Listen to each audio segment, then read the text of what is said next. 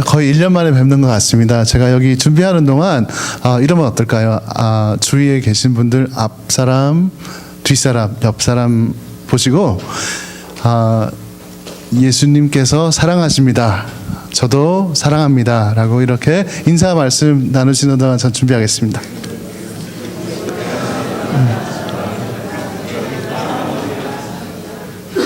예. 조금 멋쩍어 하시는 분들도 계시나요?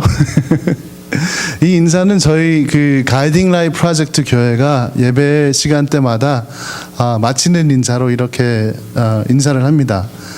저희 그 교회는 선교 교회라서 그 이제 나오는 그러한 그 뭐죠? 사람들이 틀리죠. 그 한국 가정은 저희밖에 없고, 그리고 또 베트남 가정들도 있고, 그리고 또 멕시칸 가정들도 있고, 그래서 의도적으로 이 관계를 맺자고 권면하지 않으면은 이제 끼리끼리 노는 그러한 그 경향이 있어요. 그래서 아이들은 괜찮은데 부모들은 아무래도 언어가 안 통하기 때문에 그 짧은 단어 인사만이라도 하는 게 그래도 조금 더 그 관계가 깊어지고, 그리고 또 그 사람 얼굴 보고 웃을 수 있어서 그래서 이걸 합니다.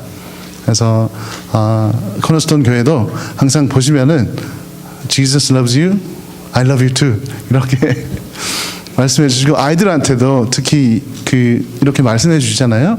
아이들도 베베과요. 저희 애들도 이렇게 인사를 해주면 꼬는데, 그래도 그 아이들한테 예수님께서 나를 사랑하고 우리 엄마 아빠도 나를 사랑하는구나 라고 인식이 되니까 해주는 게 좋은 것 같습니다. 다시 한번 제가 오늘 말씀을 잠깐 읽어드리겠습니다. 갈릴리 해변에 다니시다가 두 형제 곧 베드로라 하는 시몬과 그의 형제 안드레가 바다에 그물 던지는 것을 보시니 그들은 어부라. 말씀하시되 나를 따라오라. 내가 너희를 사람을 낚는 어부가 되게 하리라 하시니 그들이 곧 그물을 버려두고 예수를 따르니라. 거기서 더 가시다가 다른 두 형제 곧 세베대의 아들 야고보와 그의 형제 요한이 그의 아버지 세베대와 함께 배에서 그물 깁는 것을 보시고 부르시니 그들이 곧 배와 아버지를 버려두고 예수를 따르니라. 아멘. 이 짧은 그 본문을 보면은 많은 일들이 일어나고 있습니다. 저희가 감히 행동으로 옮기지 못할 만한 일일 수도 있을 것 같아요. 왜냐하면 예수님이 어부들한테 찾아가서 나를 따르라 라고 그렇게 말씀을 하셨잖아요. 나를 따르라. 명령과 그리고 또 그 초이스를 주셨는데, 성경에는 이 두 형제들, 4명의 청년들이 하던 일을 그만두고 따랐다 이렇게 나와 있습니다. 만약 저희가 그 중에 한 명이라면 어떠세요? 성도님들은 좀 들어는 봤지만 처음 보는 예수라는 사람이 나를 따르라 라고 말씀을 들으셨을 때 바로 따라가실 수 있으실까요? 되게 힘든 그러한 그 프로포즈인 것 같습니다. 하지만 이 4명의 어부들은 그들의 모든 것을 내려놓고 예수님을 따르기 시작했어요. 오늘 제가 말씀을 나누고자 하는 것은 제자의 삶이란 무엇인가? 예수님이 나를 따르라. 만약에 우리가 예수님을 영접을 했으면은 우리는 모든 이러한 그 모두가 이러한 그 경험이 있었을 거예요. 우리가 예수님을 영접했을 때 나는 예수님을 따라가겠다고 그렇게 응답을 했죠. 그래서 우리가 믿는 사람들이 되고 하나님의 자녀됨을 입은 거죠. 성도 여러분들은 그 때가 언제인지 생각이 나시나요?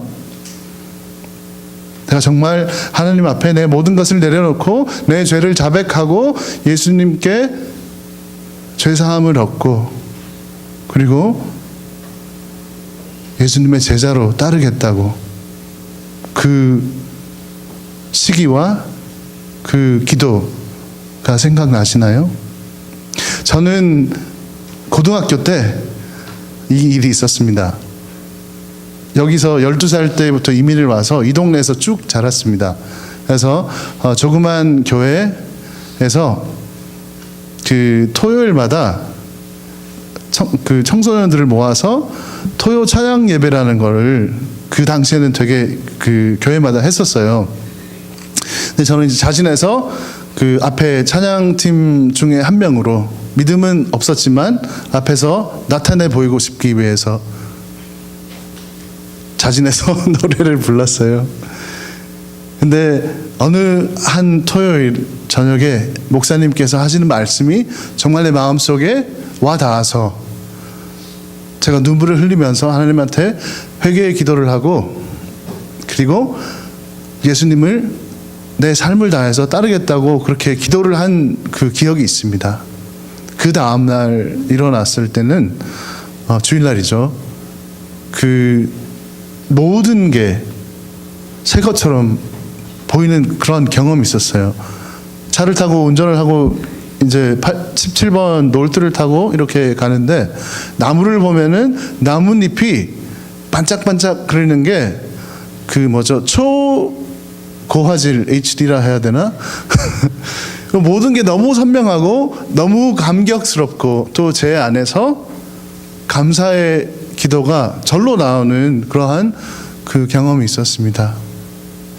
근데 그 후로는 믿음이 올라갔다가 내려왔고 또 더 내려갔다가 올라오고, 지금 이 자리에 하나님께서 인도를 해주셨는데 지나고 보면은 하나님께서 항상 저와 함께 하셨다는 것을 확신은 합니다.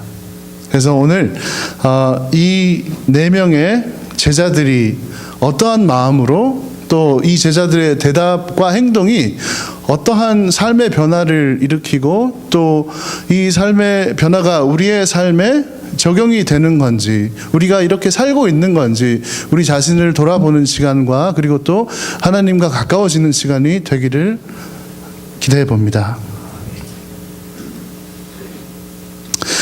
이 장면 바로 전에는 예수님께서 사도 요한을 찾아가셔서 침례를 받으시고, 그리고 침례를 받으시고 물속에서 나오셨을 때 하늘 문이 열리고 하늘에서 성령님께서 비둘기처럼 내려와서 예수님께 비추이고, 그리고 하나님의 음성이 들렸다 하잖아요. 이는 내가 사랑하는 자고 내 아들이라라고 거기 있는 사람들에게 예수님의 그 본체를 이렇게 확인시켜 주셨잖아요. 그러고 나서 성령님께서 예수님을 광야로 40일 동안 옮기셔서 거기서 기도를 하시고, 그리고 또 사탄에게 시험을 당하셨죠.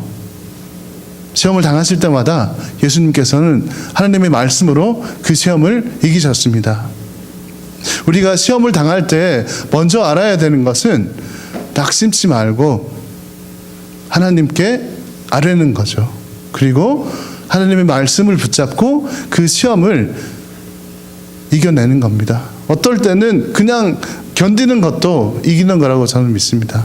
제가 조금 이따가 제 지금 일어나고 있는 상황을 말씀드릴 텐데, 예수님이 그렇게 시험을 하나님의 말씀으로 이겼습니다. 그리고 나서 나사렛 동네에서 지금 현재 일어나는 일들이 있는 가버나움으로 옮기셔서 갈릴리 호숫가에서 이 두 형제들을 만나서 나를 따르라, 내가 너희가 지금 하고 있는 어부를 더 잘할 수 있게 도와주겠다라는 그런 말씀을 하지 않으시고, 나를 따르면은 이 물고기가 아니라 정말 사람을 낚는 어부가 되게 하리라 라고 그렇게 말씀을 해 주셨습니다. 사람을 낚는 어부라고 말씀하셨는데 그 속에는 이런 의미가 있는 것 같습니다. 하나님의, 인간에 대한 하나님의 사랑이 담겨져 있습니다. 요한복음 1장에는 태초에 하나님이 계시니라, 또 말씀도 함께 있고 그 말씀이 육신이 되어 오셨는데 그 말씀이 예수님이잖아요. 그래서 예수님이 빛으로 어두운 이 세상에 오셨어요. 우리의 삶은 예수님을 만나기 전에는 그냥 어두움에서 갇혀 있는 그러한 삶이라고 성경은 말씀하고 있습니다. 저희 자신을 봐도 예수님을 믿기 전에는 불평과 불만과 불신과 많은 것들이 하나님과 정반대되는 그러한 삶을 살고 있었어요.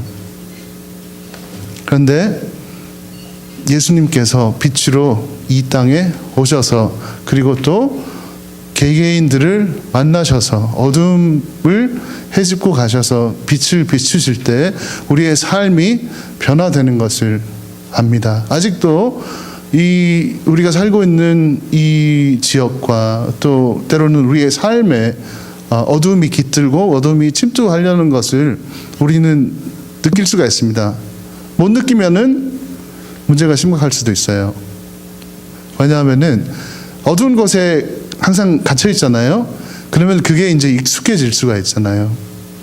예전에 비가 많이 오고 정전이 딱 밤에 일어났는데 완전 깜깜해요. 그래서 처음에는 이제 더듬더듬 이렇게 다니다가 조금 지나서 불이 안 들어오면은 그냥 그게 익숙해져서 그냥 다니는 거예요. 그게 죄 가운데 사는 우리의 마음이 죄에 무디어지는, 그래서 사람들이 죄를 짓고 무디어져서 더 큰 죄를 짓고 계속 이렇게 다운월드 스파이럴이라고 하죠. 저희가 지금 사역하고 있는 그 지역이 어떻게 보면 이런 지역입니다. 그 사우트 산호세에 세븐 트리즈라는 그 동네가 있어요. 여기서 한 30분, 35분 정도 101 사우스를 타시고 캐피톨 익스프레스웨이에서 빠지셔서 조금만 가면은 그 동네가 있어요. 겉으로 보기에는 그냥 좀 오래된 동네인데 조금 뚜껑을 열어보면은 얼마나 심각한가를 알 수 있습니다. 영적으로 볼 때, 그리고 또 세상적으로 볼 때도 마찬가지입니다. 제가 사역을 시작하기 전에 여기 앞에 와서 사역 소개서 비슷한 거를 한 적이 있어요. 그때는 이제 자료를 수집해서 하나님께서 이곳에 교회를 세우시라는 것 같습니다. 그래서 조사를 해보니까 이러한 것들이 있습니다 해서 그 찾은 자료 중에 하나가 그 범죄를 지도상에 이렇게 찍어 놓는 그러한 그게 있어요. 이제 구글 인터넷 설치하시면은 crime rate 집코드 이렇게 집어넣으면은 이렇게 쫙 떠요. 빨간 그 점들이. 근데 그걸 확대해서 보면은 거기는 별별 게 다 이렇게 올라와 있는데 그 경범도 있고 또 강범도 있고 살인도 있고 많은데 그걸 필터를 이제 가벼운 것들은 해놔도 제일 많이 올라오는 게 저희 동네랑 맞물려 있는 이스트 샌호제라고 그 동네가 밀집이 돼 있더라고요. 그래서 성도님들한테 제가 말씀드렸어요. 여기서 이제 하나님께서 사역을 하시라고 하는데 되게 위험한 동네입니다. 근데 저는 이거 자료를 통해서는 알았지만 피부로 직접 와닿지는 않았어요. 왜냐하면 그 전까지 그냥 편안하게 그 동네에서 제 할 일만 하고 살았기 때문에 그 지역 주민들이 어떤 생활을 하고 어떤 영적인 상태가 있고 그런 게 저한테 전혀 눈이 안 들어왔죠. 근데 사역을 3년 반 넘게 하다 보니까 이제 피부로 와닿기 시작하는 거예요. 아이들이 양아버지한테 맞고 서로 싸우고 경찰이 불려오고, 그리고 또 제가 알던 그 어린아이 3명의 어린아이가 있는데 그 아이들의 이제 큰형들이, 저는 큰형들을 못 봤어요. 다 죽은 거예요. 총 맞아 죽고 칼 맞아 죽고. 그래서 그냥 이 컴퓨터 화면상으로 봐왔던 그러한 그 범죄 점들이 이제 제가 이 이름과 범죄 점을 연결이 이제 돼서 되게 마음이 아팠어요. 그래서 이제 페이스북을 하다 보면은 그 아이들이 이제 떠요. 근데 거기 보면은 GoFundMe라는 그런 게 와요. GoFundMe. 그게 뭐지? 해서 딱 열어보면은 그 어린아이의 형이 죽었는데 이제 장례 비용이 없어가지고 공개적으로 모금을 하는 그러한 그 인터넷 서비스가 있더라고요. 그래서 그 이제 죽은 아이에 대한 그 뭐 착하게 살았는데 안타깝게 젊은 날 죽었다. 지금 형편이 모자라니까 마음이 가는 분들은 성금을 해주세요. 그렇게 나와 있어요. 그래서 그 아이의 이름을 가지고 설치를 하면은 얘가 어떻게 죽었는지 이제 기사가 뜨죠. 대부분 보면은 그 아이들이 어둠에 살면서 이제 어려서부터 잘못된 선택을 계속 하는 거예요. 학교를 가서 공부를 해야 되는데 학교 안 가고 뻗나가서 조금 더 크니까 이제 마약이 눈에 들어오고 조금 더 크니까 이제 갱에서 조인을 하라 하고 그래서 대부분의 아이들이 갱에 노출이 되고 마약에 노출이 돼서 그렇게 삶을 일찍 마감하는 그러한 경우도 있더라고요. 그래서 그 어린 아이들한테 물어봤어요. 네 형이 죽었는데 정말 내 마음이 아픈데 너는 어떠냐. 근데 얘들은 학교에서 지 친구의 형제들도 그런 아들이 있기 때문에 어떻게 보면 뭐 어려서 그런지 모르겠는데 이 슬픔을 표현을 잘 못해요. 그냥 I'm okay.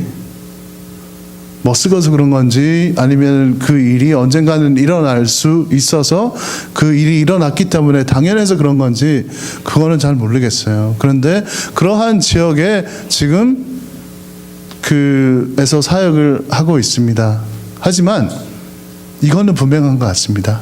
예수님이 여기에 이 땅에 오신 이유는 하나님의 사랑 때문에 이 땅에 오신 거잖아요. 하나님의 사랑 때문에 우리가 예수님을 통해서 구원을 얻고 그리고 또 하나님의 사랑 때문에 우리가 옛 사람을 버리고 새 사람으로 살아가고 그리고 또 천국의 소망을 우리가 가지고 있고 근데 그 하나님의 사랑이 지금 어려워하고 힘들어하고 그리고 또 자기가 어떻게 살아가는지도 모르는 그러한 그 지역에도 하나님의 사랑이 똑같이 있다고는 저는 믿습니다. 그러면 우리가 어떻게 이 일을 해야 되나? 그 사람들을 그냥 방치를 해두나? 아니면은 우리가 무엇을 해야 되나? 그 질문도 한 번쯤은 생각을 해볼 필요가 있다고 저는 생각을 합니다. 왜냐하면 예수님은 죄가 없으신데 죄 많은 세상으로 오셔서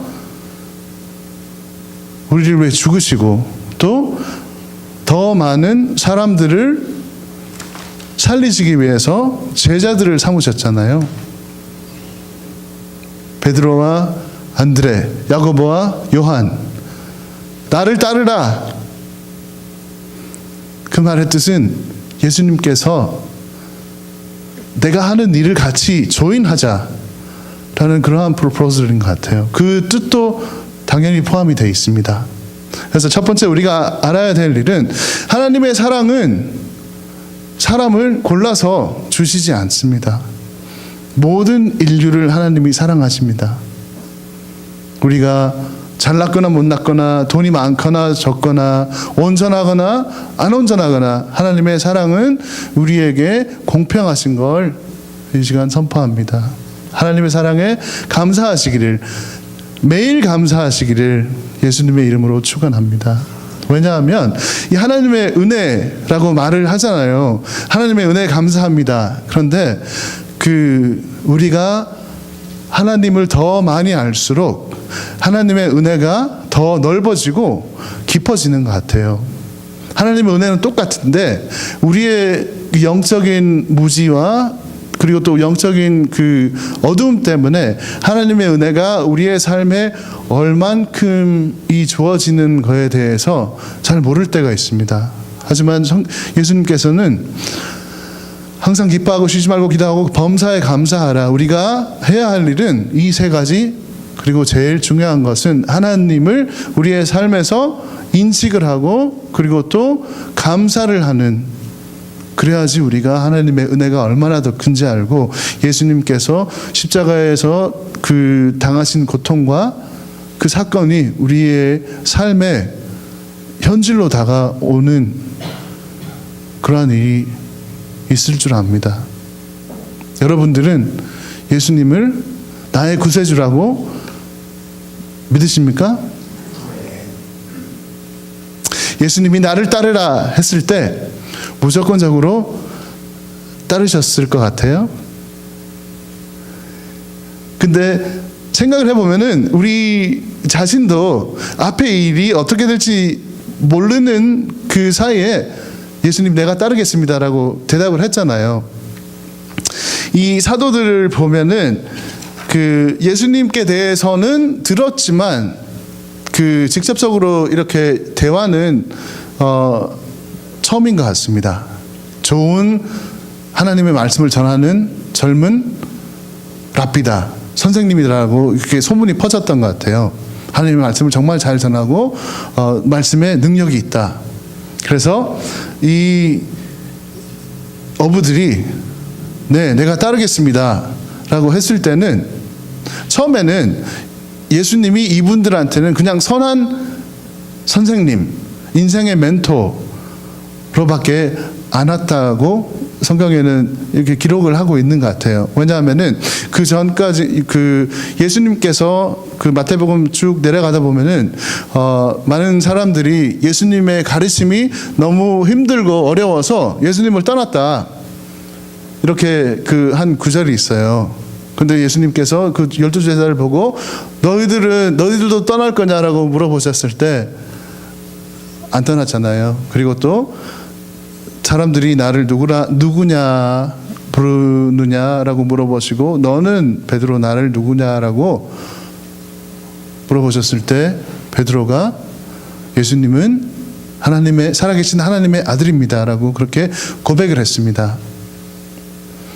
비록 처음 시작은 우리 인간적으로 볼 때는 예수님의 그 진정한 하나님의 아들됨을 인식을 못할 때도 있는 것 같아요.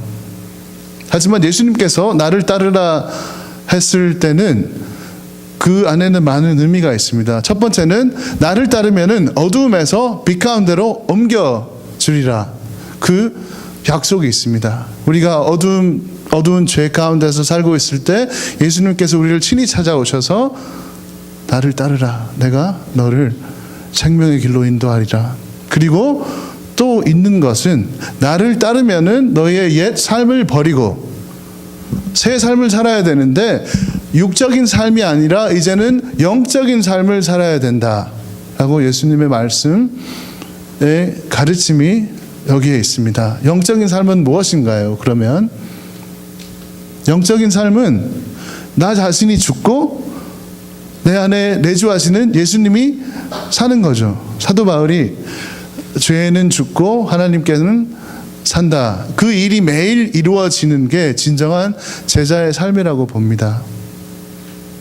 근데 그 당시 제자들을 봤을 때 제가 따르겠습니다라고 대답을 하고 아버지를 떠나고 그리고 또 자기 패밀리 비즈니스를 떠났잖아요. 그럴 때는 많은 것을 세상적으로는 이제 놓치는 거죠.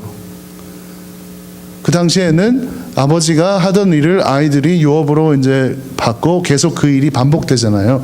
예수님의 아버지는 목자, 그래서 예수님은 목수 일을 잘 하시고, 그리고 베드로의 아버지와 또 요한의 아버지는 어부니까 아마 고기를 잘 잡는 프로페셔널 어부였을 것 같아요. 근데 그 비즈니스를 잘 해서 세상적으로 편안하게 살고 그리고 또 가족을 부양하고 그래야 되는데 예수님께서 나를 따르라, 내가 세상에 있는 것보다 더 중요한 것을 보여주고 또 너희들에게 가르치고 또 너희들이 나와 함께 할 수 있도록 능력을 주리라 라고 말씀을 하셨습니다. 이 내 어부는 자기들의 삶을 내려놓고 생각하는 그 관점을 바꿔서 모르겠어요. 그 사람들이 예수님을 처음에는 랍비라고 그렇게 선한 선생님이라고 그 인생의 멘토를 찾았구나. 내가 찾아가야 되는데 찾아오셨으니까 내가 가야 된다라고 그 영적인 것을 처음에는 못 봤을 수도 있을 것 같아요. 하지만 예수님께서 이적과 기적을 행하시고 그리고 또 가르침을 통해서 그들의 마음속에 확답이 온 거죠. 베드로야, 너는 내가 누구라고 말하냐? 살아계신 하나님의 아들이십니다. 여러분은 예수님이 살아계신 하나님의 아들이신 줄 믿습니까? 아멘. 네, 예수님은 지금도 제자들을 찾고 계십니다. 나를 따를, 예수님을 따르려면은 나의 삶을 부인하고 나를 낮추고 나를 비우고 예수님의 가르치심에 따라 그렇게 살아가야 되는데, 예수님은 나를 따르라 그러면은 내가 편안한 삶을, 사람들이 우러러보는 삶을 살게 해주겠다라고는 약속 안 하셨잖아요. 근데 우리는 마음속 바탕에 원하는 게 그거잖아요. 조금 더 편안하게 살았으면 좋겠습니다, 하나님. 조금 돈 걱정 없이 살았으면 좋겠습니다. 조금 더 건강이 좋았으면 좋겠습니다.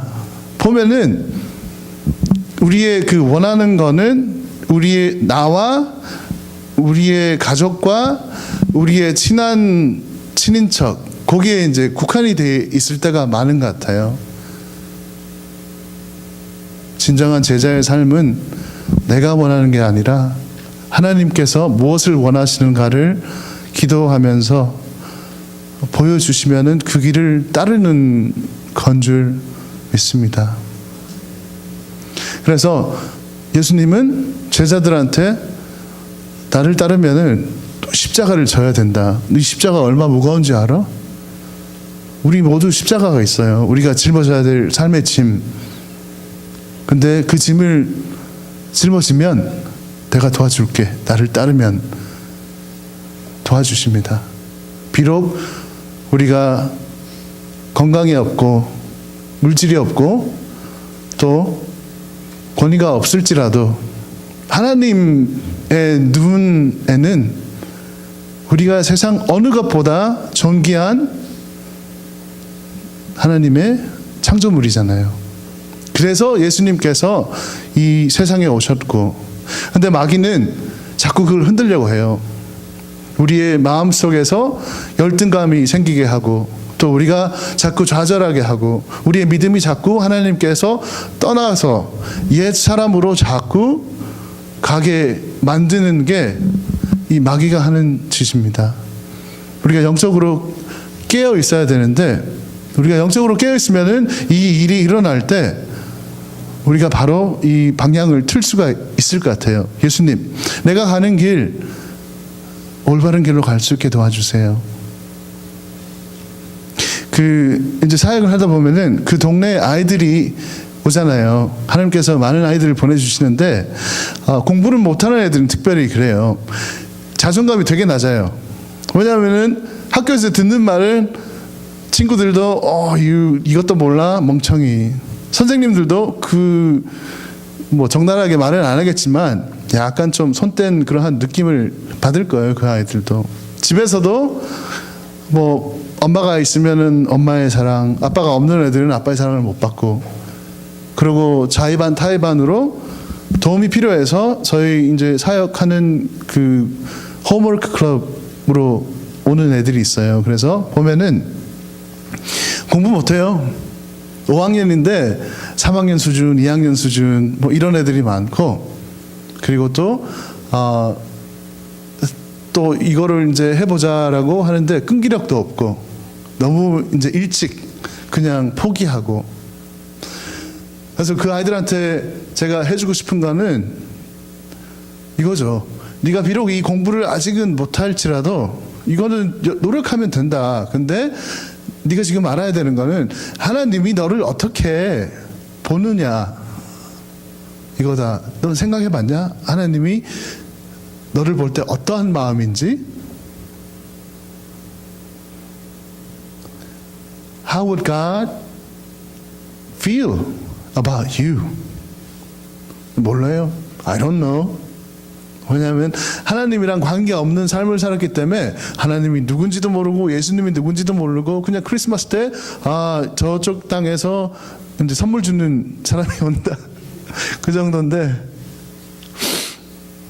하나님에 대해서 얘기를 해줄 때가 있어요. 너는 귀한 아이다. 하나님이 세상을 창조하셨는데 너를 제일 귀히 여긴다. 처음에는 무슨 말인지 몰라요. 근데 계속 얘기를 해주잖아요. 존중을 해주고 그러면은 그 아이들의 마음도 조금 그 변화는 있는 것 같아요. 제가 기도하는 거는 그 마음이 열려서 이제 복음이 들어가고 그 복음이 액티베이트 돼서 그 아이의 삶을 변하는, 하나님의 그 아이가 하나님의 그 플랜을 따라갈 수 있는, 그 선한 플랜을 따라갈 수 있는 그 자리까지 저희가 기도하고 도와주는 게 저의 그 사역의 목표라고 생각을 합니다. 그래서 이제 홈워크 클럽에는 제가 스낵을 가지고 와서 이제 기도를 하고 나눠줄 때가 많아요. 보면은 아이들이 여러 환경에서 왔기 때문에 어떤 애들은 불교 집안에서 오고 어떤 애들은 아프간에서 온 지 얼마 안 됐는데 모슬람이에요. 모슬람 애들도 오고 어떤 애들은 그 동네에서 그냥 뭐 물어보면 성당 다닌다 하지만 성당 안 다니는 그러한 아이들이 와서 이제 공부를 배우고 하는데 기도를 해요. 기도를 하다가 이렇게 눈 떠 보잖아요. 그러면은 거의 90%는 기도 안 해요. 집에서도 안 하기 때문에 이 아저씨가 무슨 말을 하는지 나는 관심이 없어요. 그냥 스낵이 오니까 아저씨가 이렇게 하라고 하니까 나는 그 행동을 취할 뿐. 또 어떨 때는 정말 낙심이 될 때도 있어요. 이 아이들이 내가 하는 기도의 말을 기울여졌으면 좋겠는데, 근데 또 한편으로 생각해 보면은 내가 낙심이 된다고 이 기도를 스탑을 하면 안 되지 않을까. 왜냐하면은 믿음은 들음으로써 오는 거잖아요. 그래서 얘들이 듣든 안 듣든 저는 제 할 일을 해요. 그래서 가끔 가다 보면 좀 웃긴 상황이, 이 아저씨가 이렇게 서서 기도를 하는데 애들은 다 딴청하고 근데 기도를 하면서 하나님한테 부탁을 합니다. 하나님, 지금 이 아이들이 하나님이 누군지는 모르죠. 그런데 언젠가는 이 제가 드리는 기도가 그 아이들의 마음을 움직여서 그 아이들이 힘들 때 그 단어나 그 문장이나가 생각이 나서 예수님을 구할 수 있는 데까지, 그렇게까지 옮겨주세요 라고 기도는 합니다. 그래서 그 일이 언제가 될지는 몰라요. 하지만 하나님께서 자기의 백성들을 이끄신다고 하셨으니까 그 날을 위해서 저는 기도를 합니다. 그래서 그 날을 위해서 성도 여러분도 같이 기도를 해 주시는 거예요. 그래서 이 자리를 빌어서 진심으로 감사를 드립니다. 저는 이 동역자들이 많아서 든든합니다. 그래서 우리가 이제 영적인 삶을 살아야 되는데 그 삶의 비결은 우리가 세상의 것을, 우리의 욕심을 내려놓고 예수님이 가르치신 것을 따르고자 할 때 우리의 삶이 육에서 영으로 이렇게 옮겨지는 것을 우리는 체험을 합니다. 근데 아까 말씀했듯이 예수님, 하나님이 역사하시는 데는 마귀가 같이 역사를 해요. 우리의 믿음을 빼앗으려고, 믿음이 안 들어가게 하려고, 우리의 삶을 선하게 안 바꿔놓으려고. 그래서 우리가 더욱더 열심히 기도를 해야 되는데, 한 가지 있었던 일은 지난 12월 달에 저희가 이제 두 번째로 전교회 교인 수양회를 다녀왔습니다. 제네스 파크 203일로.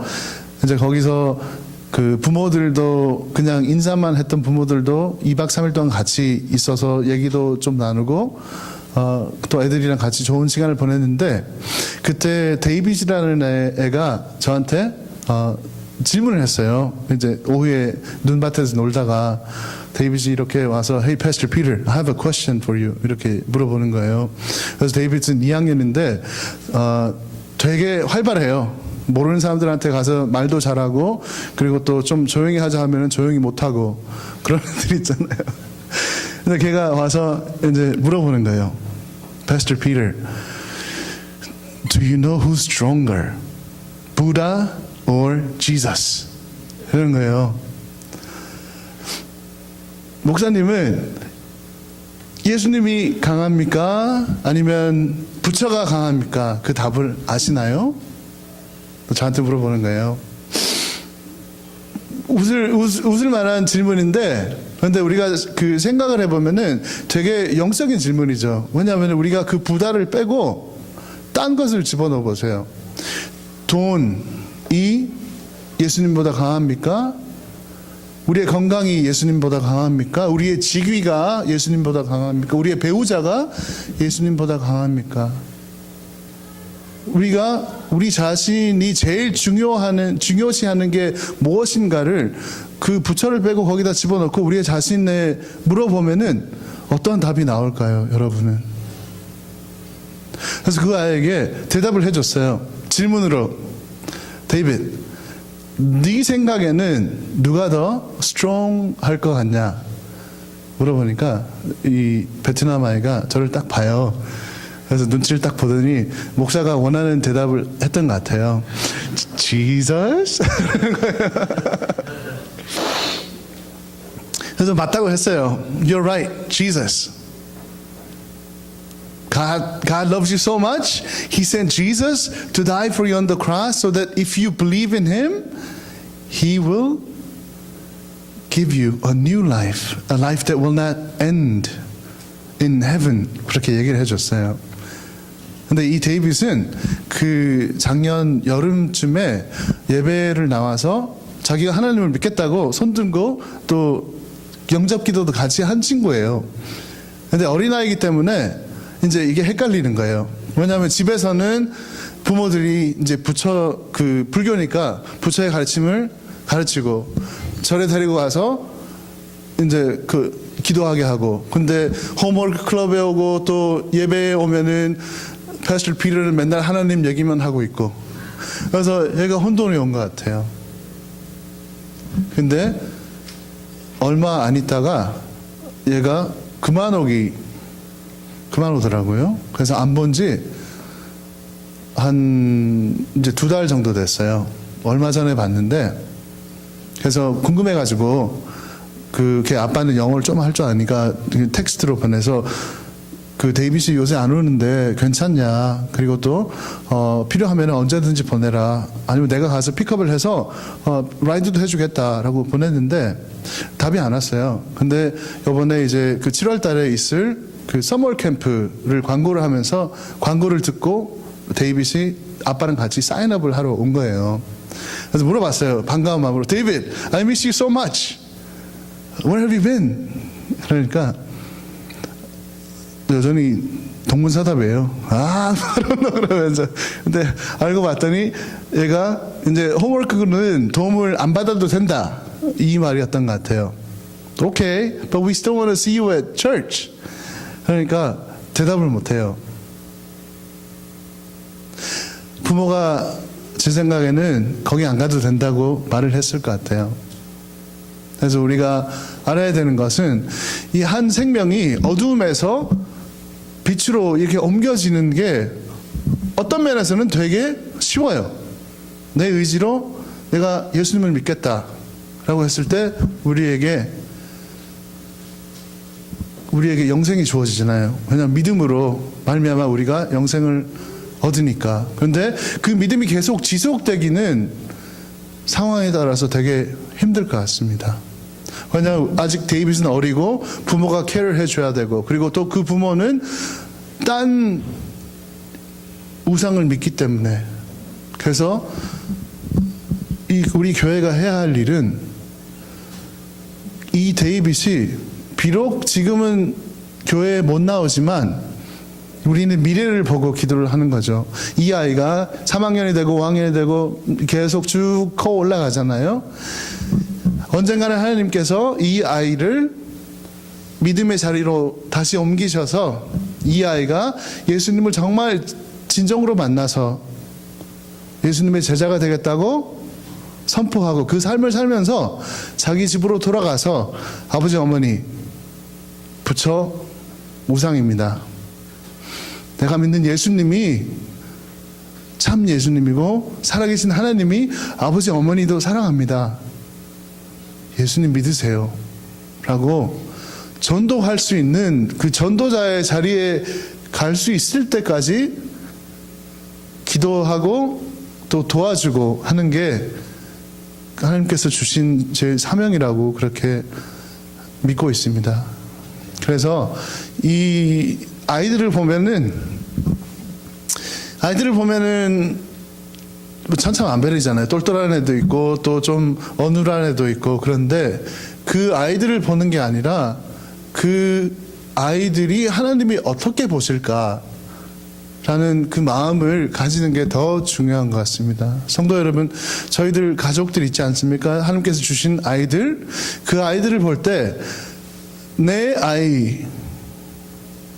아이보다는 하나님의 자녀라는 마음으로 볼 때 정말 우리가 하나님께서 원하시는 방향으로 이 아이들이 자라날 수 있도록 도와주는 걸로 전 믿습니다.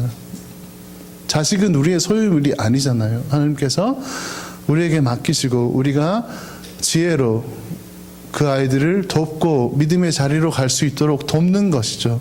그래서 부모의 역할이 중요하고 또 교회의 역할이 중요하고 또 믿음의 이 환경이 중요하고 그런 것 같습니다. 그래서 이 예수님께서 제자들에게 나를 따르라 했을 때는 이제 6에서 0으로 옮겨지는 삶을 살자. 그리고 또 나를 따르라 했을 때는 마지막으로 나의 사역에 동참하자. 내가 나의 모든 비밀을 너희들에게 알려주고 너희들에게 능력을 주고 그래서 내가 여기 physically 없더라도 너희들이 나의 사역을 잘 감당할 수 있도록 내가 함께 하겠다. 이게 마태복음 마지막 장에 나오는 Great Commission이죠. 지상명령. 너희는 가서 아버지와 아들의 이름으로 침례를 주고, 맞죠? 그 계속 말씀을 전파하는 것입니다. 어떻게 보면은 우리가 지금 그 믿음의 자리에 와 있는 것은 이 제자들의 순종이 있어서 우리가 지금 이 자리에 나와서 하나님께 예배를 드리는 거잖아요. 그 제자들이 자기의 모든 것을 내려놓고 예수님을 따르고 그리고 또 믿음이 생겨서 예수님의 그 사역을 진심으로 자기 걸로 받아들이고 예수님이 하늘나라에 올라가셨어도 그 일을 계속 하나님께서 그 제자들을 통해서 산을 건너게 하고 강을 건너게 하고 또 어두운 곳을 다니게 하고 그 믿음이 퍼져서 한국까지 갔고 또 미국에 왔고 또 지금 살고 있는 우리에게 왔잖아요. 또 우리를 통해서 우리의 미래에 있는 후손들이 또 복음이 전하게 되는 거죠. 그 일을 아직까지 하나님은 하시고 계십니다. 믿는 자들을 통해서 예수님의 진정한 제자들을 통해서 그 웹사이트에 그 말이 있습니다. 그 조슈아 프로젝트에 가보시면은 이 지금 지구상에 얼마의 인구가 아직까지 복음을 듣지 못했나라는 그 통계 자료가 나와 있어요. 그래서 지금 그 자료를 보면은 지금 이 지구상에 7.1 빌리언 people이 있는데 그 중에 2.93 빌리언인가 가 아직까지 그 unreached people이라고 그 구별이 되어 있습니다. 그 unreached people이 뭔가 하면은 그 자체 내에서 교회가 없는 거예요. 그리고 또 많은 경우에는 아직까지 복음이 전파가 안 됐고, 또 많은 경우에는 아직까지 문명이 발달이 안 돼서 이 라이팅이 없어요. 글씨가 그냥 말로 다 전달이 되는 거예요. 그러한 사람들을 하나님께서도 아직 사랑하시고, 또 그러한 사람들에게 복음이 전파되도록 지금도 예수님은 제자들을 부르시고 있습니다. 그래서 선교가 중요한 것 같습니다. 선교와 전도. 선교를 볼 때 우리가 두 가지로 볼 수가 있잖아요. 해외 선교 아니면은 지역 선교. 이 두 가지 다 되게 중요합니다. 하나가 더 중요하고 하나는 덜 중요한 게 아닌 것 같습니다. 어떤 분들은 이렇게 말씀하시는 분들도 봤어요. 우리 교회는 그 해외 선교 너무 많이 돈을 쓰는 것 같아요. 가서 뭐 하는 것도 없고. 근데 그 돈을 이렇게 여기 지역에 쓰면은 더 좋지 않을까요? 그렇게 충분히 생각을 할 수도 있어요. 근데 중요한 것은 하나님의 마음이 어디에 있냐, 그게 먼저 제일 중요한 것 같습니다. 하나님께서 해외 나가서 전도를 하라 하면은 우리는 만들어서 나가면 되는 거고, 하나님께서 이 지역을 더 섬기라고 하면은 그 뜻을 따라서 더 섬기면 되는 거고. 그래서 제일 중요한 거는 우리가 먼저 플랜을 하는 것보다 하나님 앞에 먼저 무릎을 꿇고, 하나님, 이 교회가 어떤 일을 하기를 원합니까? 하나님의 나라는 확장이 되어야 되는데 하나님께서 이 교회를 향한 그 방향과 그리고 또 그 계획을 보여주십시오라고 먼저 간구를 기도로서 해야 될 것 같습니다. 그러면 성령님께서 분명히 이 교회에 응답을 하실 거라고 저는 믿습니다. 그러면은 순종으로 나아가면은 예수님께서 하셨듯이 이적과 기적, 그거의 마지막은 영혼이 구원되는 거죠. 그만큼 큰 기적은 없죠. 그 영혼 구원이 이루어질 거라고 믿습니다. 사랑하는 성도 여러분, 오늘 저희는 그 진정한 제자의 삶, 나를 따르라라고 예수님께서 말씀하셨는데, 우리 자신은 지금 예수님을 따르고 있나 없나, 그거를 한번 examine을 해봐야 될 것 같습니다. 나의 삶은, 나의 주인은 누구인가? 나인가? 아니면 예수님인가? 나의 삶의 방향은 어디론가? 세상적인가? 아니면은 성경적, 영적인가? 내가 지금 처해 있는 이 상황에서 하나님께서 나에게 분명히 일을 하시기를 원하시는데 내가 그것을 이루고 있나 이루고 없나 라고 examine을 해보시고, 또 도움을 주시는 하나님께 구해야 되는 게 우리 믿는 자들의 태도여야 될 것 같습니다. 그래서 해외 선교가 중요하고, 지금 박 목사님께서 키르기스탄에 계시는데, 키르기스탄에서 또 터키로 넘어가셨는데, 저희 이 교회된 지체들이 기도를, 하나님 지금 그 나라에 가 있는데 하나님의 눈으로 볼 수 있게 도와주시고, 하나님의 마음으로 볼 수 있게 도와주시고, 예수님의 말씀이 전파될 수 있도록 도와주세요 라고 성도님들께서 목사님과 그 가신 분들을 위해서 같이 기도를 하는 게 우리 남아있는 성도들의 몫입니다. 그리고 또 지역 선교가 있죠. 어떻게 보면은 이 세상의 인구가 지금 미국이라는 땅으로 이렇게 계속 들어오고 있잖아요. 그래서 어떤 분들은 해외 선교 안 해도 된다. 왜냐하면 여기서 전 세계인 많은 인구를 만날 수 있으니까. 그것도 맞는 말인 것 같습니다. 지금 현재 아실지 모르겠지만 이 프리몬트는 어떤 분들은 리틀 카불이라고 이렇게 불려요. 리틀 카불. 아프가니스탄 이민자들이 제일 많이 미국에서 밀집해 있는 데가 프리몬트 지역입니다. 그러면 거기 가면은 이제 그 모슬람 그 회교도 당도 많고 그래요. 그리고 저쪽 오클랜드 올라가면은 티벳에서 온 분들도 많고, 몽골리아에서 온 분들도 많고, 프레즈노는 우리가 알다시피 몽족도 많고, 그래서 많은 지구의 그 인구들이 미국에 이제 이렇게 몰려오는데 그들의 종교도 같이 가지고 와요. 제가 말씀드렸잖아요. 기도할 때 애들 기도 안 한다고. 그 모슬렘 애들도 저희한테 와서 애들 되게 착해요. 인사 꼭 잘하고 패스터 피터라고 부르고, 근데 기도하는 시간, 그리고 또 기도하는 시간, 아직까지 예배는 안 와봤으니까 만 되면은 눈 뜨고 딴짓 해요. 작년에 서머 클럽을 했었을 때 이 아들도 왔지만 딸아이들도 왔었어요. 근데 그 딸아이 3명 모슬렘 딸아이들인데 이제 부모들이 모르고 예배에 참석을 시킨 것 같아요. 나중에는 그걸 알고 이제 아예 안 보내더라고요. 근데 예배 시간에 복음을 전했어요.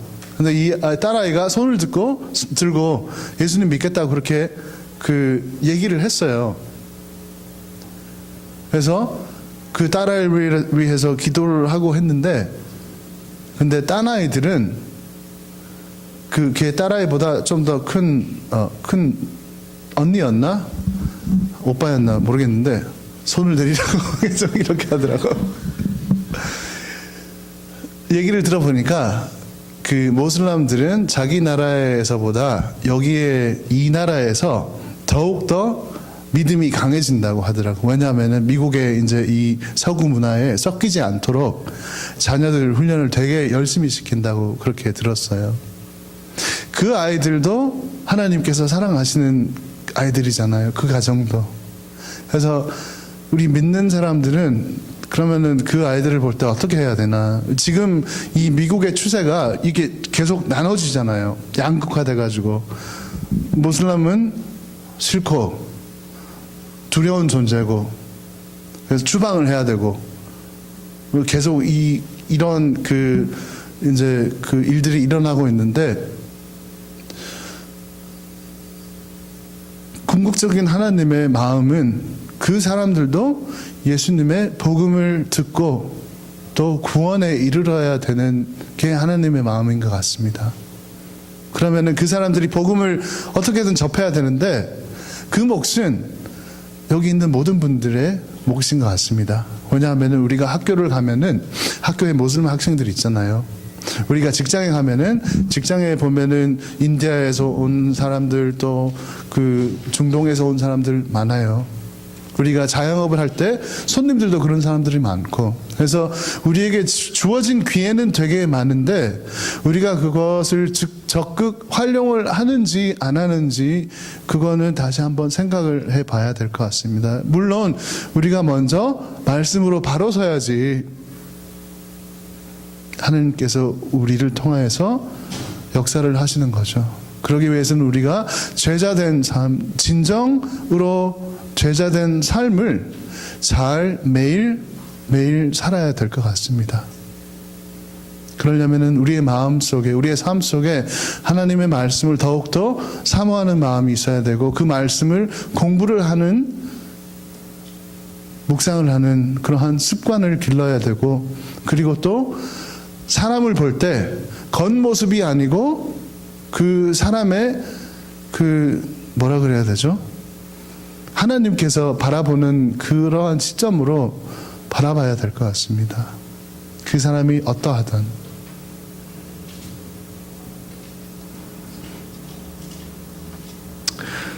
끝으로 제가 말씀을 마치면서 기도를 부탁을 하고 싶습니다. 하나님께서 역사하실 때 마귀도 같이 역사한다 했잖아요. 그래서 제 아내가 6개월 안에 교통사고를 3번을 당했어요.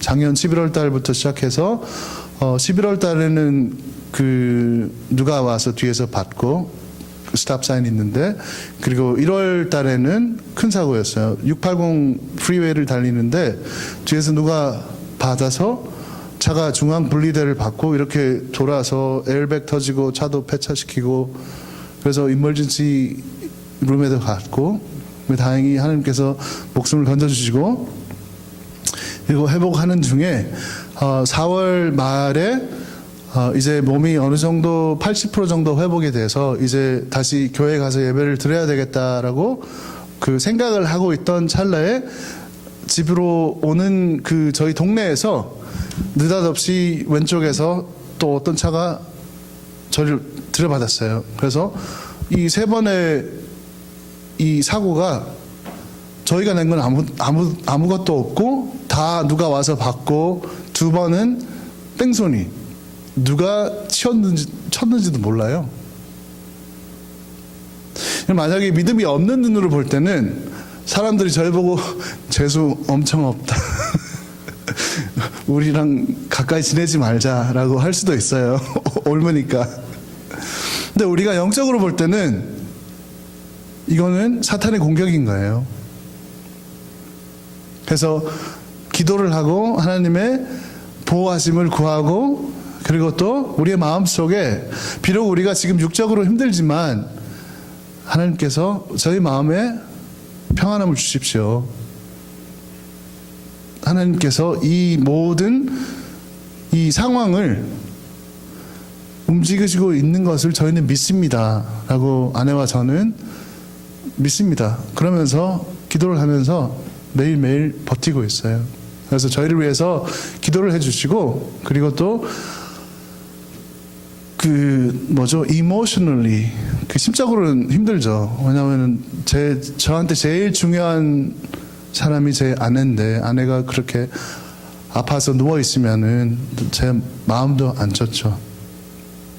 그래서 마음에 지속적인 하나님께서 주시는 평화와, 그리고 또 예수님께서 치유해 주시도록, 그리고 다음번에 제가 와서 혹 설교할 기회가 있으면은 업데이트를 해드리겠습니다. 좋은 길로 인도를 해주시는 하나님이 어떻게 인도를 해주셨나 저는 기대를 해봅니다. 그래서 끝으로 저희 잠깐 기도하는 시간을 가질까요?